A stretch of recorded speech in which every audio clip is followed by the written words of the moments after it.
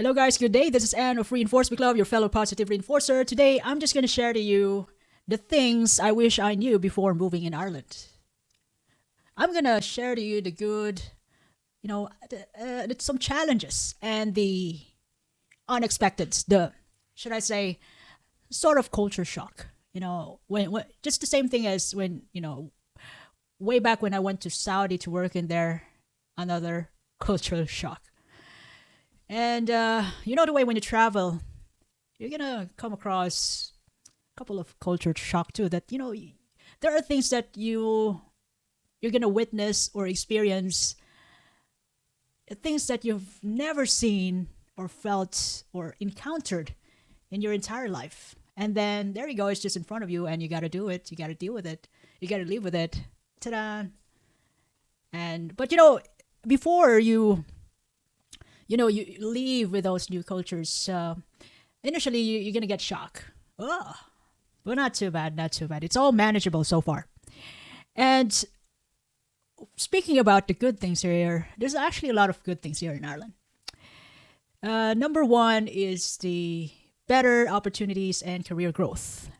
And based on my previous experience and the benefits when I used to work in the Philippines is actually wildly, massively different compared here.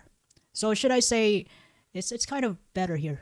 But if only there's quote unquote if only I have all the benefits, including the compensations here in the Philippines, I wouldn't leave Philippines. I mean, I'd rather stay with family and rock and roll, chill with them for the rest of my life. However, there are things that I can't do anything but just adjust. Since it's all dead and gone, I gotta make adjustments so I can still able to get to where I want to. So I must be the one to adjust, not the Philippines. But I always do love Philippines. Another thing here is that people have opportunities for career advancement. The way, although it's better to have Irish people as your boss, if you really work hard here, Filipinos are hard workers. They actually have a chance to climb towards the corporate ladder. But so far, this is in my own opinion.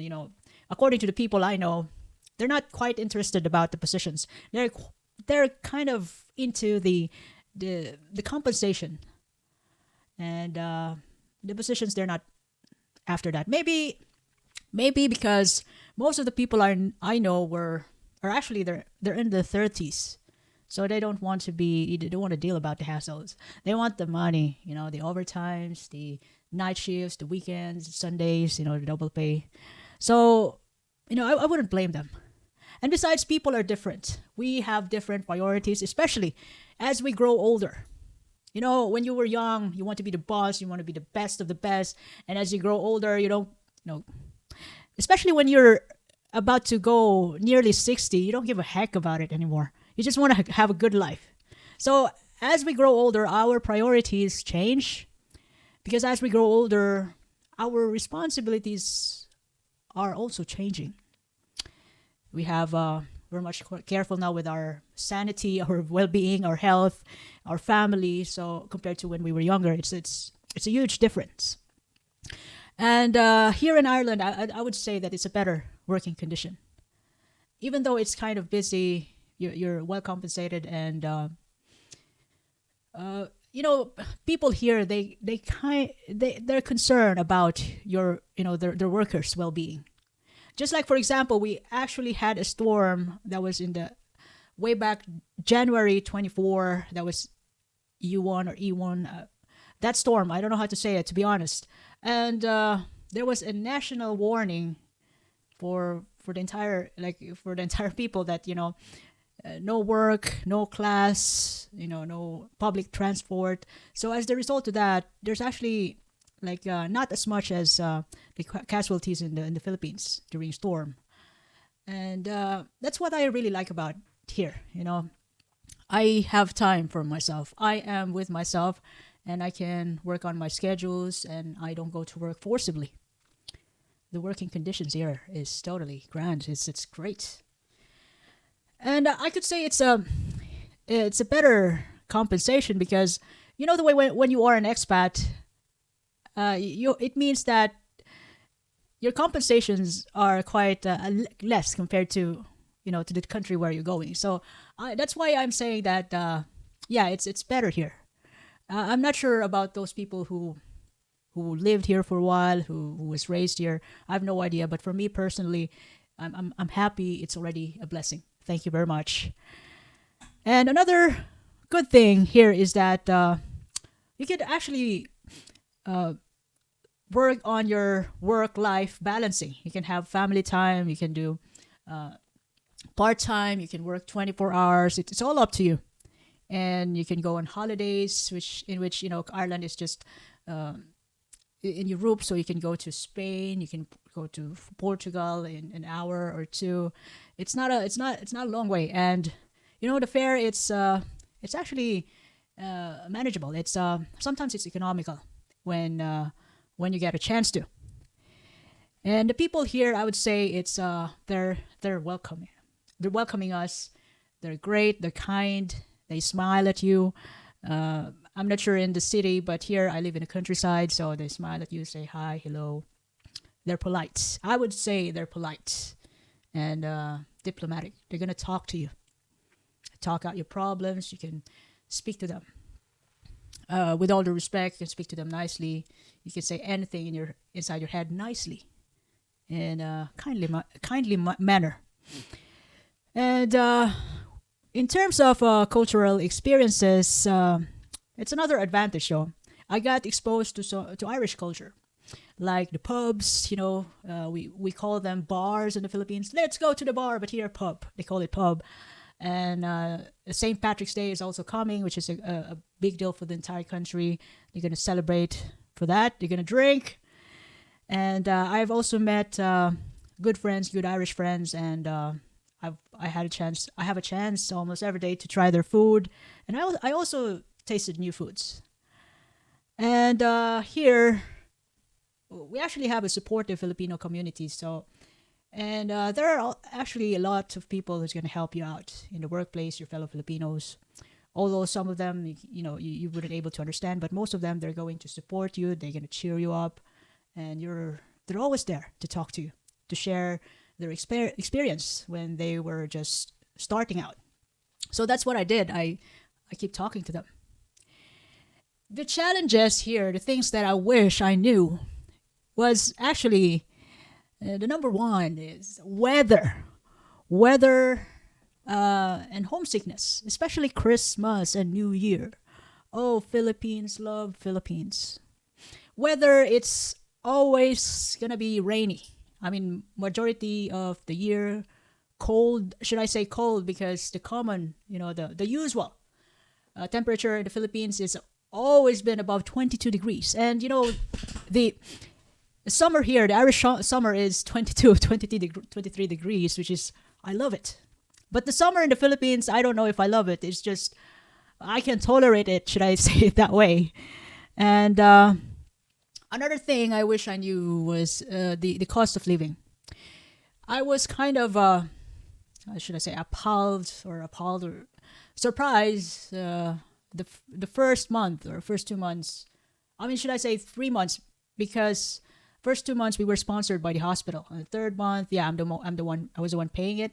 Third month, to my entire life here, I was the one paying the rent. And it's actually expensive, especially the houses. And some of my friends, they said that houses in America is quite much cheaper compared here, especially in Dublin.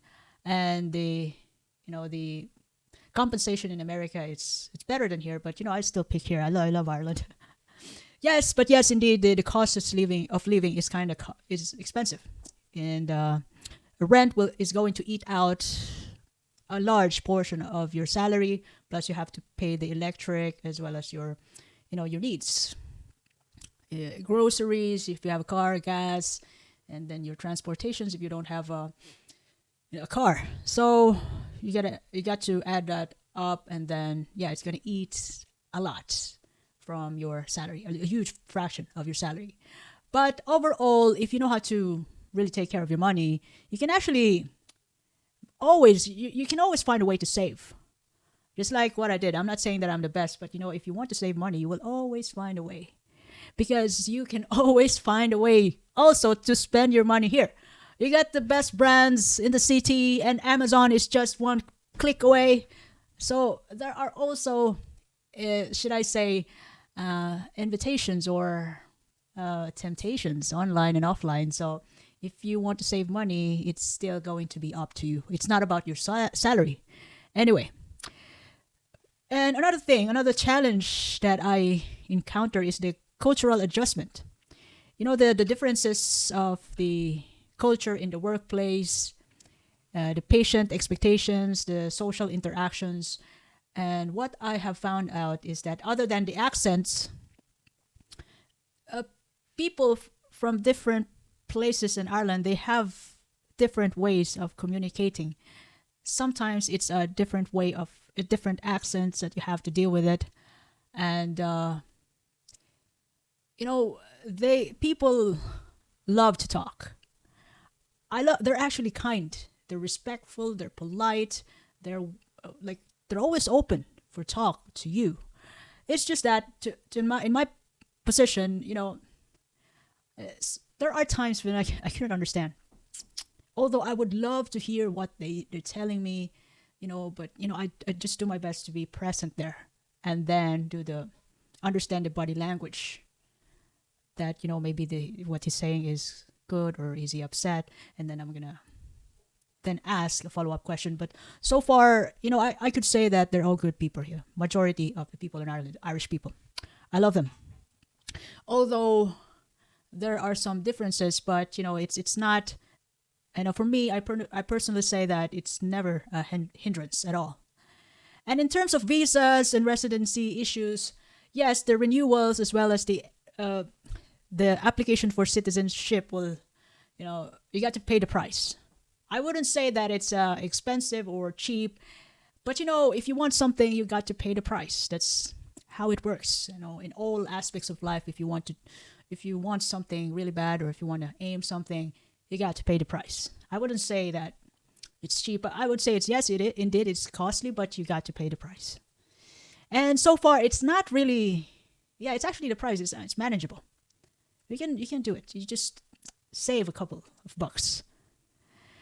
And speaking about the unexpected ones, and here in Ireland, the surprises and culture shock moments. It happens. It actually happened way back when I started working, when I had my mentor. The communication style and the humor, it can be different. I don't know. I couldn't explain it. It's like, for me, the way I see it, it's like there's a poem line. They're like, I don't even know the sample. I got an Irish friend, but like, I don't know. It's like they're poetic, but there's some meaning behind it. Kind of way. Should I say, if you're not in the good mood, they would tell you, you look like you're not in a good form. So if it's the first time I would ever hear that from Philippines, well, I've been thinking about the form. So if you're not in the mood, they're gonna ask you, you seem to be not in a good form.